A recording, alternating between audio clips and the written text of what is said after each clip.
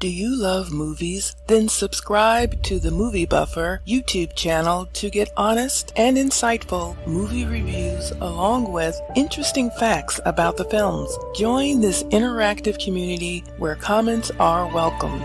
Reviews on current, classic, and hidden gems are posted weekly. See you on the Movie Buffer.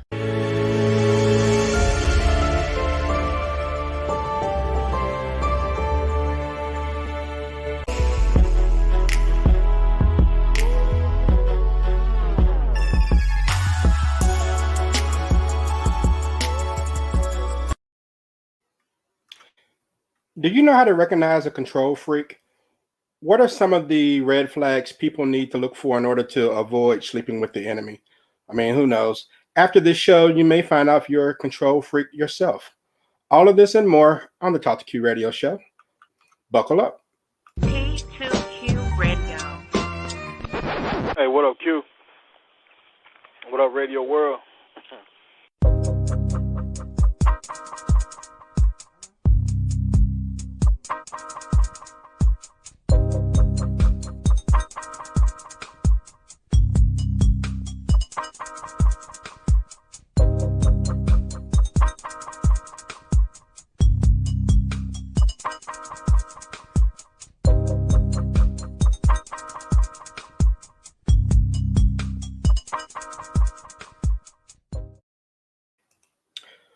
What's going on, people? I want to welcome all of you to another episode of the Talk to Q radio show. My name is Quincy, and this is my show. And I'm broadcasting live from the T2Q Man Cave. It's September 7th, 2021. This is episode number 957. All right, so since it's the first show of a new month, let me do a little show maintenance out there for those of you who may be listening for the first time or watching for the first time. First of all, well, let me do this. Let me first shout out Louisiana, New York, New Jersey, and everyone else that was impacted by Hurricane Ida. There has been a tremendous loss of life and property. And so my thoughts and prayers go out to all who were affected, especially some of my former guests who are still without power in their homes. So I hope that the recovery process goes well and goes quickly. Now, as far as the show maintenance goes, please follow me on all things social media at Talk to Q. Wherever you find the show, please subscribe, follow, like, and share. You all have no idea how important that is to podcasters. Just a like can go a long way towards others being exposed to the show. Social media, won't show things on other timelines if there are no likes and no shares. So you have to kind of generate that interest. So please like whatever links you come across and help push the show out there for me, all right? Thank you. Now, talking control freaks on tonight's show. And let me go to the T2Q phone lines and see who will be joining the discussion this evening. I'm going to start here first. And I have no idea what part of the country this gentleman is in, but he normally resides in the sunshine state of Florida. Welcome on, Brad. Brad, what's happening, man? Hello, sir. Right now I'm in St. Louis, Missouri. All right, St. Louis, Missouri. Yeah, for a day or two. Okay. Who knows? I might show up on your doorstep. That's why my address is undisclosed. Well, I got contacts. All right, glad to have you back, man. And let me go to the Lone Star State of Texas and welcome on this first timer, Miss Chandra B. What's going on? Not a whole lot. Thank you for having me. Thank you for joining the show. And just tell the people a little bit about yourself, because you also have a show as well. I do. I'm actually, I host the Chase Lounge Relationship and Dating Podcast. So I speak about all things relationship. And so I only do a show once a month, the fourth Thursday of the month. So that's what I do. All right, great. Glad to have you on. We've talked over the months and everything, and so I'm glad our schedules were able to align and you can join the show. Thank you for having me. Let me go to the East Coast and bring on another first timer, Miss Stacy Cash. Stacy, how are you? I'm good. I'm hanging on in there as best as I can. How are you? I am outstanding. and tell the people a little bit about yourself as far as what you do and what you have going on. Um, a little bit about myself. I live in outside of Charlotte, North Carolina, by way of Houston, Texas. I also work with Chandra on the podcast called Coffee with Cream, and I also have identical twin sister, which we have a business called Twin Soul Productions, where we put on live music events with jazz artists, neo soul artists, and so on. Independent artists, pretty much, to give them more of a presence in the USA, because we in America love to sleep on good talent. Oh yeah, most definitely. We kind of seem to go with whatever mainstream puts out there, and a lot of people get slept on for real. Mm-hmm. So I may want to talk to you about that twin sister thing because I had a topic about twins that I was kind of formulating in my mind. So I may Okay. have to hit you with that at some point. So Okay. shout out to Dre from the 1130 podcast. All right, and I have a couple of show legends who have joined. And for those of you who are not familiar with the show, my show legends, man, they have legendary status because they've called into the show so much over the years. Like I said, I got like over 900 episodes, and some of these folks have been on for like over 750 of them or more. So let me welcome on one of my show legends. From the 850 area code, the Emerald Coastline of Pensacola, Florida, making his way to the ring, the man in black, the Buckster. What's going on, Buck? Buck, what's happening? I lost Buck. All right, had an intro and he just dropped off along with Brad. So I'm sure they'll get back in. So let me get this other show legend in and we'll start the show. From the 732 area code, the Garden State of New Jersey, please welcome on the show enforcer, the show legend, Ray. Ray, what's happening? What it do, Ray? What's going on? Hey, how Not you doing, much. tonight, ladies? All right. Buck Good is still evening. on, and we'll wait on Brad to get back in. So let's go ahead and kick things off. There are levels to being a control freak. It's from mild to extreme. Now, dealing with a control freak can be stressful at times and can even approach the levels of danger. Okay. So just for anyone who wants to answer, does anyone consider themselves a control freak, or have you ever been in a relationship with someone who was a control freak? I have. You have. Okay, you want to elaborate on how that was? The first time I experienced it was my sophomore year in college when I started dating this guy, and he wanted to control who I talked to in public. What he tried to control me, but he couldn't. But he was an extreme control freak from the way that if I stopped and spoke to an old guy friend of mine, he was stand next to me and clutch me by my elbow and like, we need to go now. And I'm like, hold on. He said, and he would whisper in my ear and say things like, I said we need to go now. And at the time I was young and dumb and full of cum, didn't know what was going on. I was like, okay, trying to keep the peace. Right. But he was a trip. He was a trip. And I will admit for myself, I control things to a certain extent, but that's only things that I control from my end. I don't try to control anybody else, but when it's within my domain, when it comes to certain things that I deal with and the way that I am professionally, I know at times I can put the control hat on, but it's not to the extreme where people are like, oh, I don't like dealing with her. I don't like working with her. But the guy that I was dating at the time, it went to a dangerous level to the point where that was the first time I was ever struck by a man. Ooh. But the thing with me, I'm a fighter. So I would fight him back. Not really having a lot of experience with dating guys, because I came from a small podunk town in Texas. So we were sheltered up under mom and dad. But the dangerous extreme it went to is one time we were in an argument in a car and he hit me so hard in my face that I saw stars. And in the process of me trying to regroup, he opened up the car door, the passenger side, and tried to push me out while he was driving. And that's when I was like, yeah, he wanted to control my every move. And because I was so defiant, it caused a lot of this between Yeah. us. Yeah. Okay. Yeah, that escalated to very dangerous level. Anyone else had a quick story to share as far as an experience, or maybe you yourself consider yourself a control freak? Yeah, I got one for you. Um, Lady that I dated a couple of years ago, I was with her for a year and a half. Um, Before I moved in, she was real nice, laid back, wasn't a big deal. As soon as I moved in, she changed like overnight. Started timing me on my way home when I come home from work.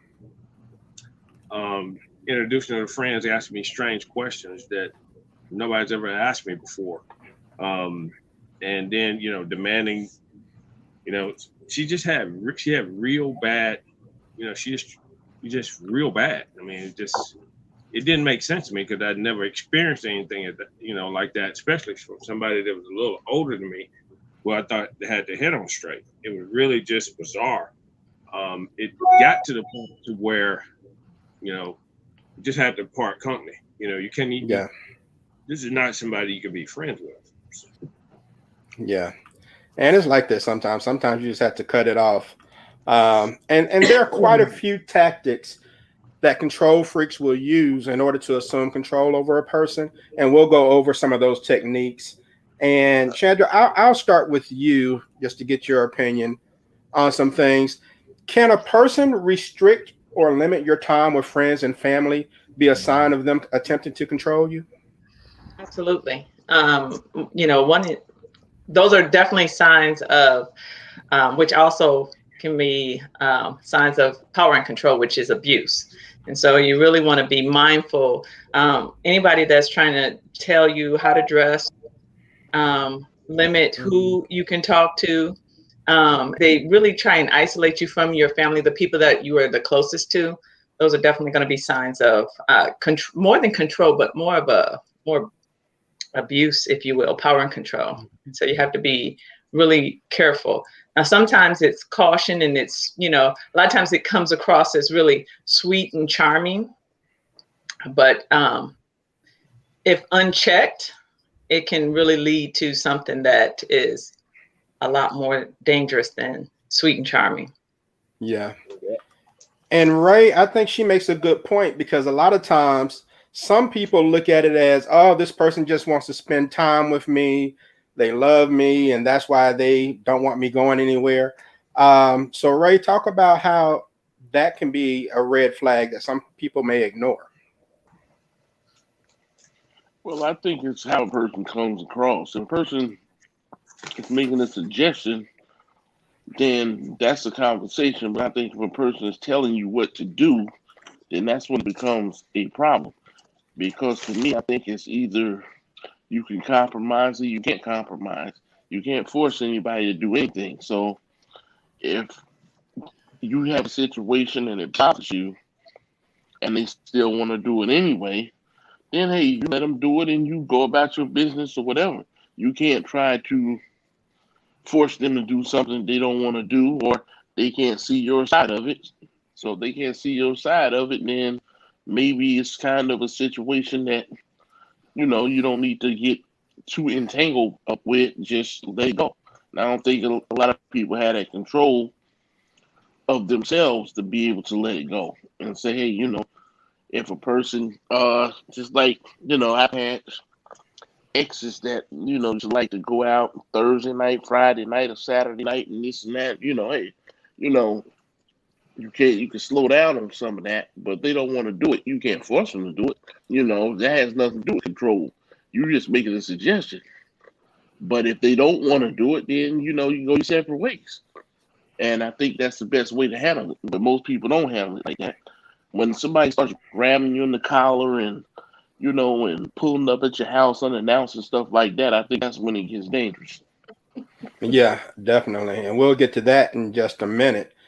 I mean, but isolating people is just, one of the things that people will do. There are very creative ways of doing this. Sometimes they will take you out as often as necessary just to monopolize your time. I mean, you think they're, like Chandra said, you think they're being sweet, but all along they're just trying to get you addicted to them and wean you off of your family and friends. But also by spending so much time with you, it can prevent you from having alone time, which is very important to a person's sanity. But the control freak may be trying to keep you from your family and friends because they don't want you to have fun without them. Because if you have fun without them, then you don't need them, right? So, Brad, let me go to you. Is being a control freak all about a person's insecurity? 100%. 100%. It's actually what was just going through my mind, because if you feel that you're more insecure with yourself, you're wanting to try to bring other people down to your level. And I'll admit, when I was younger, I was more of a control freak, more so with work, because I would tell people to do things even though I didn't have the authority, and when I did have the authority, it was even worse. But it absolutely, comes from a place of insecurity. They want them to be put down to a place that's easier for them to control. Okay. And Stacy, do you agree with that? Do you think it's about insecurity that makes a person do that? I 100% agree with that, because I was just it's funny that we're having this conversation. I was just having a conversation with a friend of mine. He's a upcoming comedian, and he asked me the question, like, I don't understand why when I was dating this chick, and it just messed with my ego that she just couldn't get with the program or whatever. And I said, you have to understand that everybody is not built to date somebody in this industry, period. I said, because a lot of times it takes a mighty strong person to be able to deal with the fact that other women or other men that's going to come up in your face. You got groupies, you got fans, this and the third. But they have to understand that when you're in that moment of what you're doing in the clubs, you're at work. They have to understand you're at work. I said, because I know that I've experienced, calling myself having a boyfriend, and I'm out, trying to do an event, and I'm walking around the spot talking to different men and stuff. They too busy watching my move instead of enjoying the show. And when I circle back around with them, it's slick out. Who that motherfucker you talking to? Wow, I saw your ad. This, instead of saying, baby, I see what you're doing. Good job. And I said to myself, you too insecure for me. I said, because any man that's going to deal with me in this industry has to have a thick skin, has to be secure within himself to know that, hey, she's at work. She's making her money.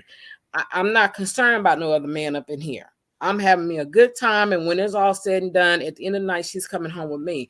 So, yeah, I do think it is a level of insecurity, because when you have insecurity, at times people with those type of feelings will manipulate you into certain situations or manipulate you to feel some kind of way when that's really not the case.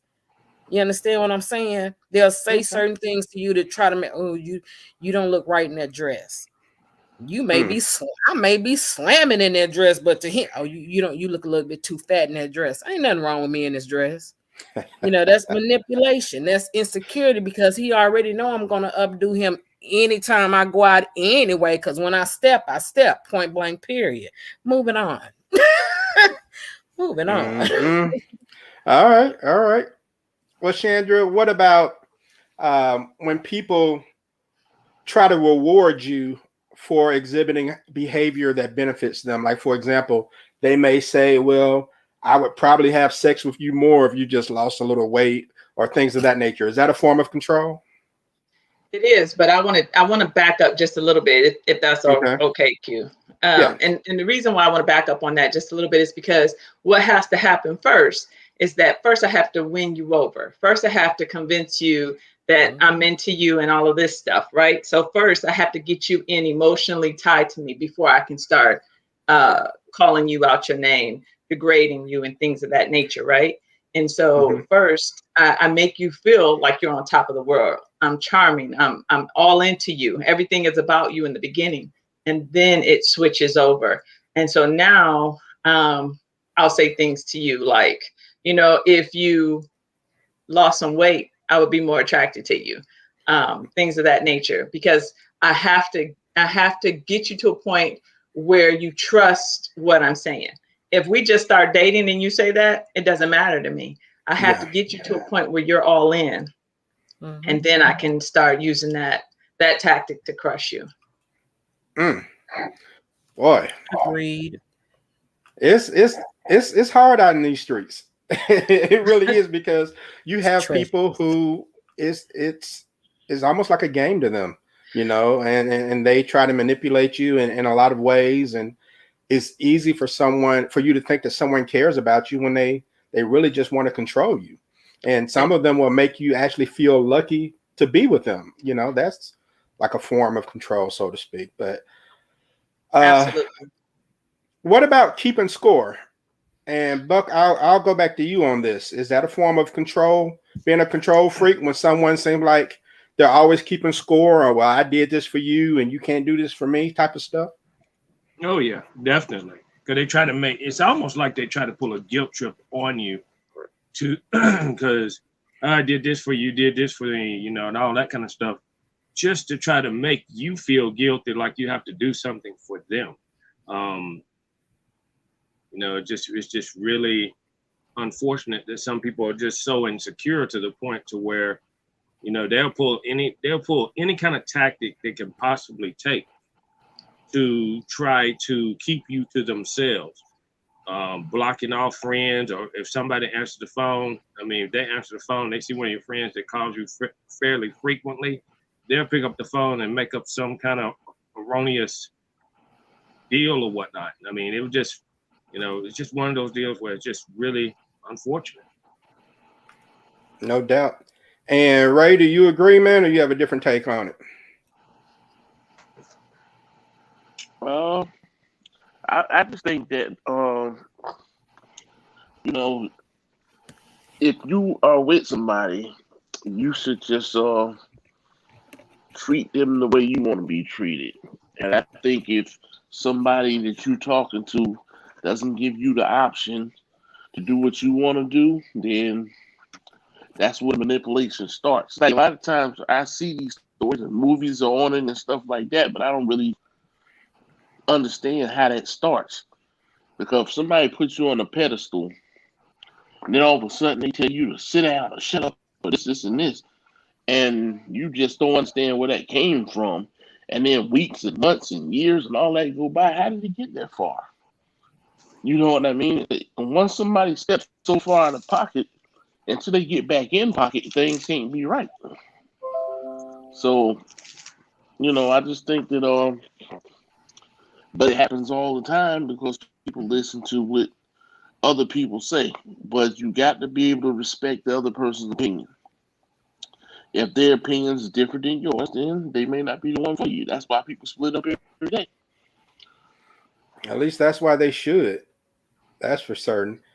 And Brad, but you know, scorekeepers like to play that guilt trip. The reason they keep scores because they want to make you feel guilty for not, you know, holding up, doing your share, so to speak. So have you ever found yourself in a relationship where you felt like you were always apologizing for something because that person was trying to maintain that control over you by making you feel guilty? Well, you know me, so you automatically know I'm always apologizing for all kinds of shit. But this is what I want to say in regards to that is I think that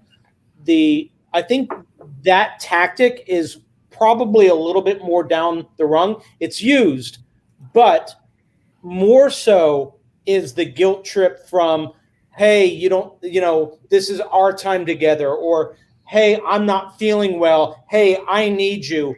Hey, we need to do this for my family.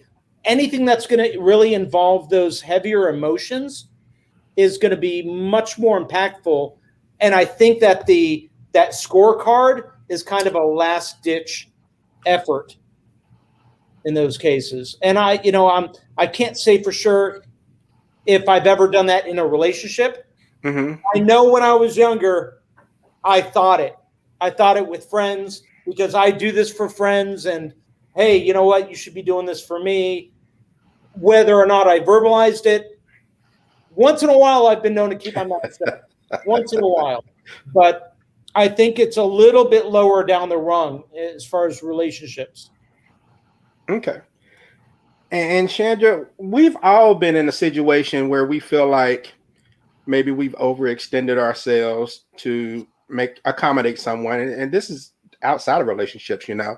Um, so is it really being controlling, or is it a form of being petty, or when you realize that, hey, I've done more for this person than they've done for me? I mean, can it be a good thing every now and then if you realize that?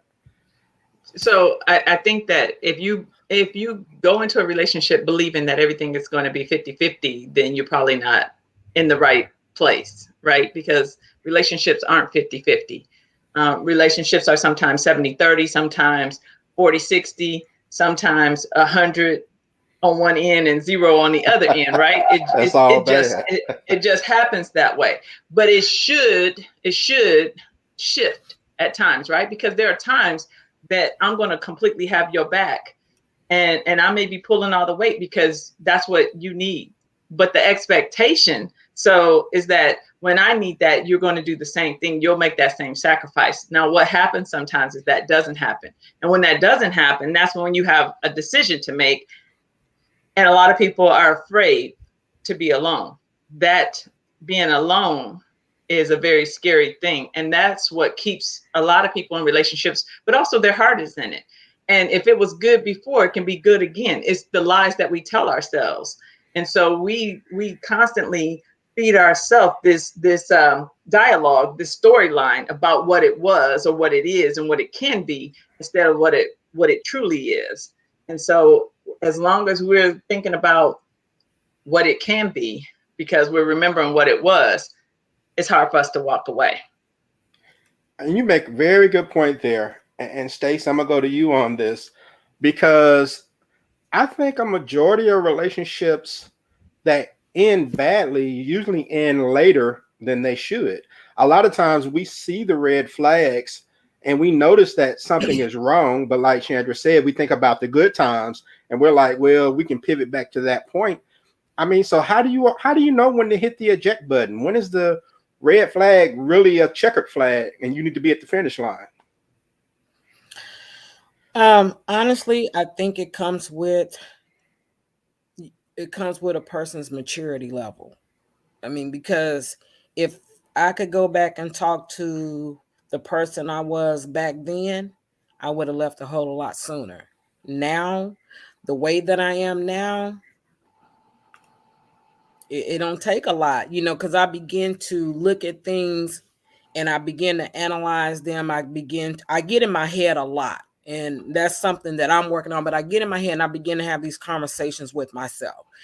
And once I hit that point where I'm like, you know what, I'm gonna give you the same energy you giving me. It's time for me to move around, because I have a big issue when we're talking about control. I have a big issue when I hear people who are in relationships, men and women alike, when they say, well, I let them or I let her. What is let? That's like one of the biggest pet peeves of mine. Well, I let him go hang out with the boys. He grown, if he want to go, he go. Or I let her go to the club. See me, I'm just different like that. I wish a man would say he let me do something, because then it's a problem. I'm grown, and if I make a decision to do something, I'm gonna do it. Period. Now, respectfully, if it's something that I'm not married, but if I was married, respectfully, I am going to have a discussion between my spouse and I, and we're going to come to the meeting of the minds. But at the same time, I'm also that kind of person that when I begin to see certain things or I begin to feel a certain way, it's a good thing I have people like Chandra in my life. I'll pick up the phone and I'll, kind of vent to her and talk to her about some things. She said, Stacey, at the end of the day, what's the deal breaker for you? It's okay for you to be blah, blah, this or blah, blah, that. But at the end of the day, it's your ultimate decision. And the reality is that we as people, we know what's right. A lot of times we like to kind of stay in it too long. And like this one lady said, when you sit in a pig pen for too long, you don't smell it. It's time for you to come out of that. You know what I'm talking about? When you in funk for too long, you don't smell it. It's when you come up out of it and smell that fresh air, you be like, Was I stinking like that? So, we all have to take accountability for what we allow and what we do, how long we sit in situations that we should have said goodbye to a long time ago. And a lot of times I think, like Chandra said, it's fear, it's being you're afraid to be alone, or you don't want to hurt that person's feelings, or your heart is in it. But at the same time, you got to love you so much that you can walk away unscathed and be okay with that. All right. And yeah, and I think it's hard for a lot of people to walk away. You think about the time you invested and things of that nature, and not really considering the time you're going to lose in the future if you stay. But or your life. Right. And that's what we're going to get into now. We're going to get ready to wrap things up. I want to talk about the dark side of being a control freak, when people start snooping and stalking.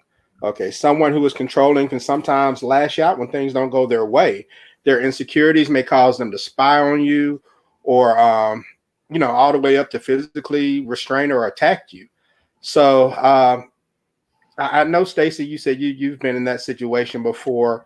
And has anyone else had a situation with a stalker or someone who's just doing a little bit too much snooping or things of that nature? No? Unless they want to get beat up. No, but I lied to you earlier. I lied to you. That wasn't the most dangerous thing he did. The last and ultimate thing was he pulled a rifle and cocked it in the back of my head. What? What happened? What happened was, I had hit the end of my rope. Something just finally knocked me upside the head and said, "Girl, it's time for you to get out." And he didn't like the fact that I wanted to leave, and he hit me and I hit him back. The fight was on. I guess I was so angry, I was getting the best of him. And when he realized that he wasn't going to take me down, he went in his closet. And as I was getting ready to pick my clothes and stuff up, he put the gun in the back of my head and cocked it. And me and my smart mouth said, "If I tell you what, you better kill me. Because if I come up and you put that gun down, I'm going to whoop your ass." I don't know what made me say that, but I was like, if you're going to kill me, you better kill me. You see, he didn't, but that was his last and final attempt to be like, you're going to be under my thumb no matter what. And yeah, I was ready to die that night. Literally, I was ready to die that night.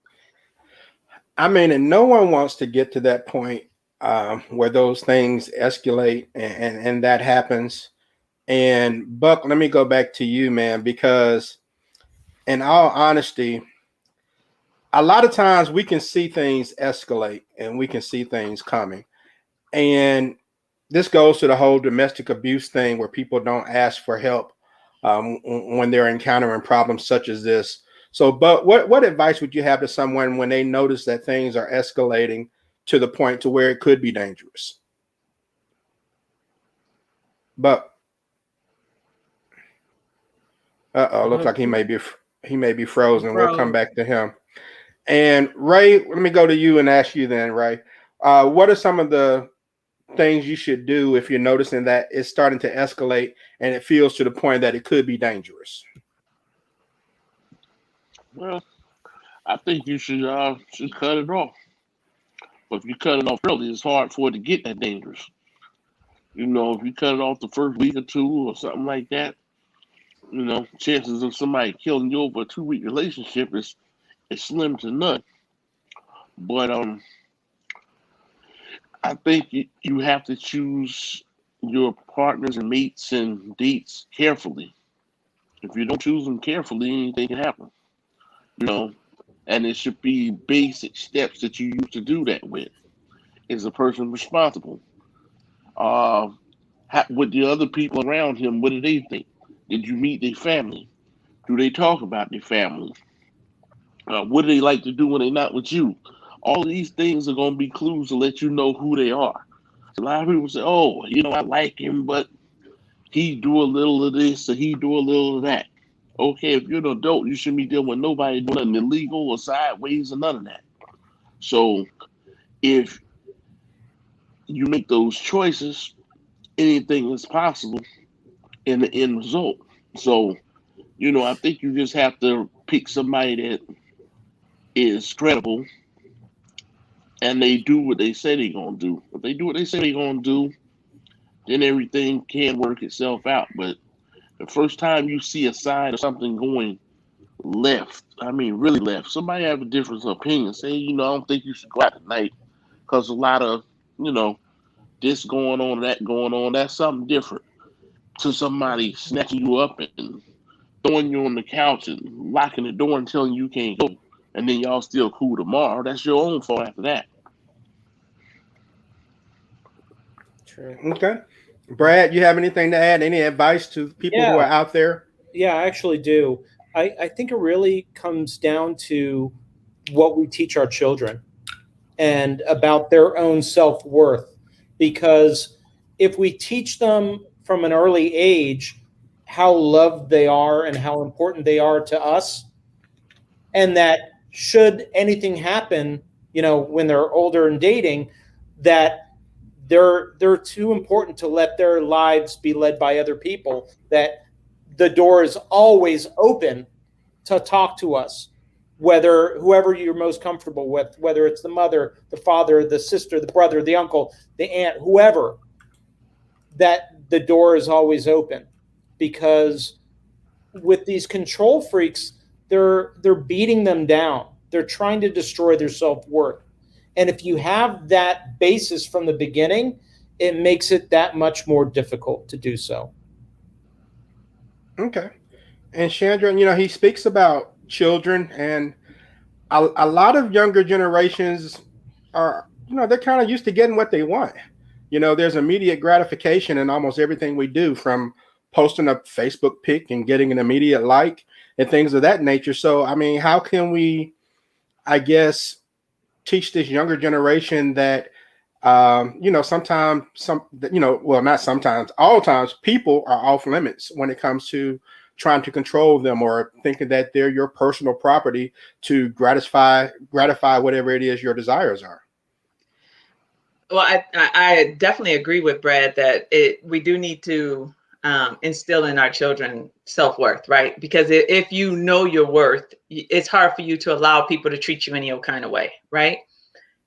How do we do this? I mean, today's society is crazy, with social media, because all of us desire to be liked, loved, hugged. That's what we all want.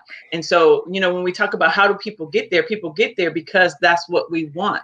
So if they're not being loved at home, if people aren't showing them that attention, not giving them that self-worth, they are, this person is investing time and energy into them. This person has convinced them that I'm all that loves you.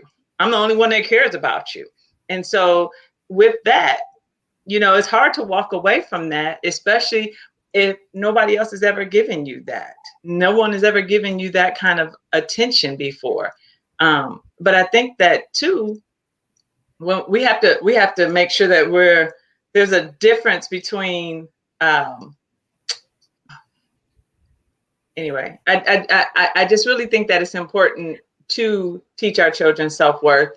And I like what he said too about keeping the door open with our parents, because when someone starts cutting you off from the people that you can run to, it can really get dangerous. There's nowhere else, and they know that. They know that when they know that those relationships are severed, they know they have total and complete control over what happens to you or can happen to you.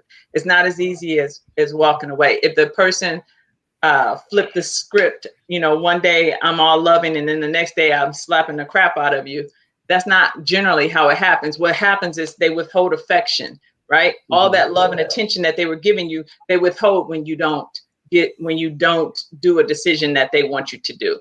It doesn't happen. It doesn't immediately go. Now, sometimes it do, but rarely does it go immediately into physical abuse. It's emotional hostage. They hold you emotionally hostage. And that's how that stuff begins to build.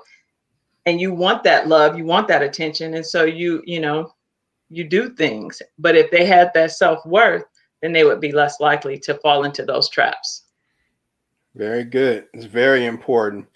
And, it's just, we've seen tons of movies throughout our lifetimes with people dealing with stalkers, these sleeping with the enemy type movies. And it's hard to imagine that for some people that's real life.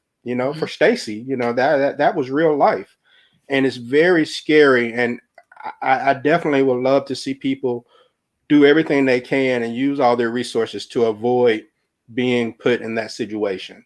We can't always help sometimes the situations we get in, but a lot of times our decisions kind of lead up to that. And it's definitely something that people need to be aware of and use their resources from family and friends or whatever to help get out of that situation. All right. So next week we will be discussing office romances and flirting, things of that nature. Is it cool to have a work boo? That's next Tuesday, September 14th, 7:30 p.m. Central Time on the Talk to Q radio show. I got some guests coming on to discuss that. But we will go ahead and get to our final thoughts and wrap things up. And Ray, I'll start with you, man, for your final thoughts. Yeah, this is an interesting show because a lot of people are being controlled, and a lot of people don't really know what control is. They need to stop and think. And like the guest was saying, that a lot of times the manipulation starts with the good treatment, and then all of a sudden they take the affection away. And then if someone has low self-esteem or they weren't getting that before they met the individual, then they may rely on that individual to make them feel the way that they need to feel. So, it's a mind game. But I think if you're a young man or a young lady, you have to have control of your own mind. You can't let someone tell you what to do. Now we can talk about what I'm going to do or make a suggestion, but if somebody tell you no, you're not doing this, no, you're not doing that, and taking your phone and turning it off and locking it in a box and all this kind of stuff, and they got their phone out, but they lock yours up, and then you get your phone back and you still sitting up there the next day, that's your own fault. I don't understand how people can really be smart in school, be an adult, work a job and everything else, and let somebody basically take over everything that they do. Tell them how to spend their money, tell them where to go, and well, you get off work, you only got 30 minutes to get home. I don't care how much traffic it is out there, and you hear all these type of stories.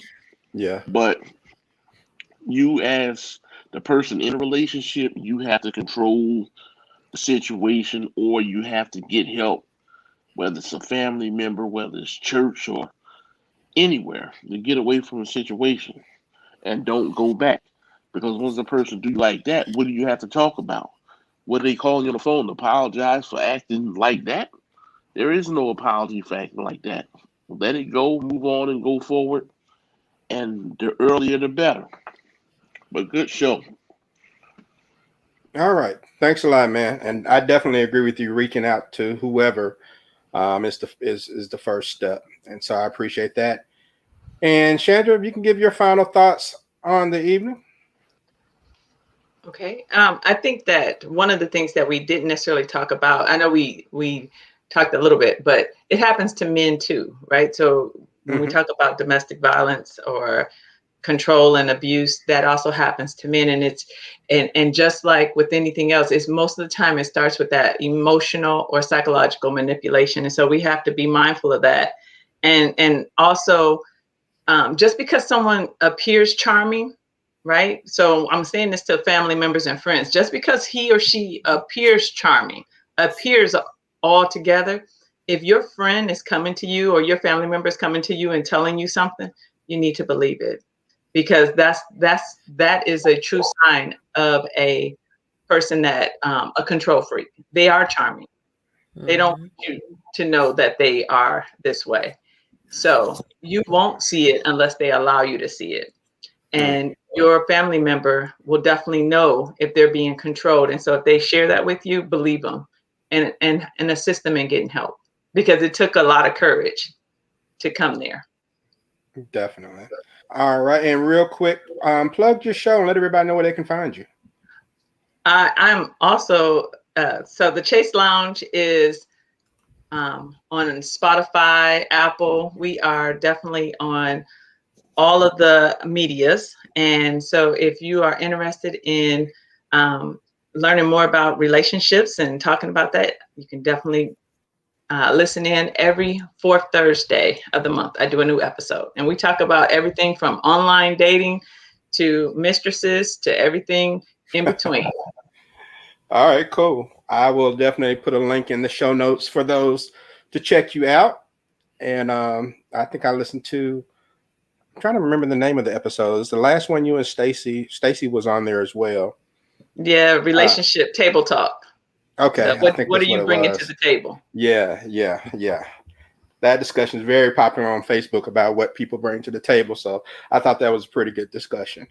And but I appreciate you joining the show. I definitely will have you back. And Stacy, can I get your final thoughts?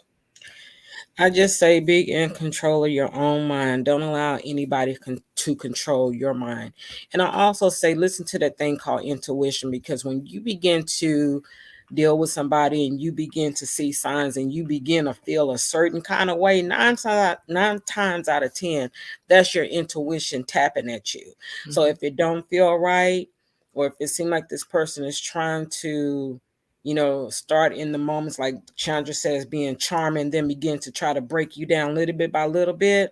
Let me give it to my big girls. If he tell you, baby, they're dressed too tight for you, they don't look right on you, be like, that's all right. It look good to me, so you don't have to worry about it. I just say control your own mind, because at the end of the day, God gave us intuition for a reason. He gave it to us for a reason. And when things just don't feel right in your gut, it's time for you to have a conversation with yourself. All right, most definitely. And really quick, plug what you do. And where they can find you. Well, we got a website coming out called it's being revamped. It's called Twin Soul Productions, TWYNSOL Productions with S.com. That's with my twin sister and I, where we do live events with independent artists. Working both here domestically and about to start doing some shows internationally. And I also do Coffee with Cream. I'm one of the hosts with Chandra, and she and I are, kind of sitting back right now to revamp that, because we're talking about bringing some powerful stuff out with that podcast. So, you guys stay tuned. All right. I appreciate you joining the show. It's very nice to meet you and have you on. Thank you. And Buck, are you there, man?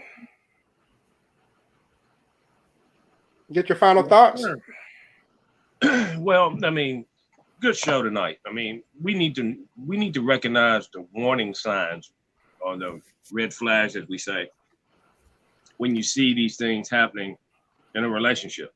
Sometimes they're easier to spot than not, but in any event, if you can catch them on early, get out. Don't stay in a relationship any longer than you have to, especially when it's going the wrong way. And they're trying to be controlling in these instances, because in the long run, you could put yourself in a situation where it could be, it could cost you, and it could cost you several ways. And I don't think we need to go over those. So, and then a lot of people try to stay in relationships because, for different reasons, even if it's a controlling one. They stay in it, for financial gain or just, because they're afraid to be alone, sex, whatever the case may be. But is it really worth it? Because in the long run, you have to be happy. And, that's the main thing. If you're not happy in the relationship, then you cut bait and move on. And that's, you just got to be smart when it comes to that. But great show. Glad to have all the panelists on tonight. And everybody enjoy the rest of the week. Thank you very much, sir. Brad, shut it down for me, man. All right. Just to quickly address something that Ray had said, people can be successful in all manners of their life, but they can still be insecure with themselves. So it's important that we let those around us know that they're loved and that we're always there for them. And then, in fact, when this is all said and done, I'm going to be posting another link to the show and letting all my friends and family know that, I am always available to speak to, whether it's by text, by phone, by email, whatever, because if they ever have anything that concerns them, I'd rather them reach out to me and then find out it's really nothing than the reverse. So just let the people know around you that you care. That's going to be the first step to preventing this. All right. Thank you, sir. And you want to plug your Twitter? My Twitter is, what is my Twitter right now? I think I changed it, didn't I? It's still Beer Bubbler. You know, BERBUBBELAH. Beer Bubbler. I talk about all kinds of shit. All right, man. I appreciate you coming on. Always good to have you. Safe travels as you continue your trek back to the East Coast. Yes. And my thanks to all of you. And I would like for you all to hold on for just a moment while I close the show. But I definitely appreciate all of you being here and joining this evening. And that's going to do it for this episode of Talk to Q Radio Show. Again, you can follow me on all things social media at Talk to Q. Talk the number 2 Q. You can find me pretty much anywhere by doing that. Like Shaquille O'Neal said, you can Google me. But I hope that everyone enjoyed the show. You've been listening to the Talk to Q Radio Show. We'll see you next Tuesday. Have a good one.